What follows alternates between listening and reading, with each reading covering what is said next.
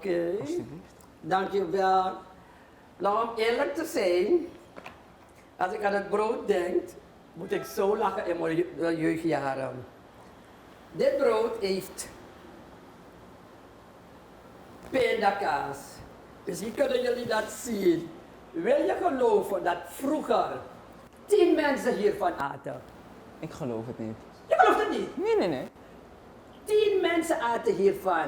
Want bij ons thuis kocht je bij de Omo op de hoek kocht je 5 cent pindakaas. En je moeder sneed ze in het midden. En dan sneed ze het zo met een mesje. En iedereen kreeg zo'n stukje pindakaas. En dan zet je het op je brood. En als je het wil eten, dan ruik je het. Dan zeg je nee, nog niet. Dan schuif je het naar achteren. Je koudt. En dan elke keer, en bij je laatste hap, dan at je, en dan was je zo gelukkig dat je brood met pindakaas kon eten.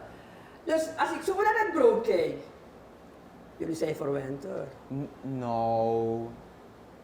Dit was voor het hele gezin, deze pindakaas. En wat heeft u liever? Zo'n belegd broodje of dat broodje van vroeger? Normaal. We leven in een andere tijd. En laten we eerlijk zijn. Ik heb geleefd in een tijd van een stukje pindakaas of een stukje kaas. We noemden het schuifpindakaas of schuifkaas. En elke keer schoof je het op, dus dat is een vingerkootje zo. Ja. En dan schoof je het op tot het einde atje.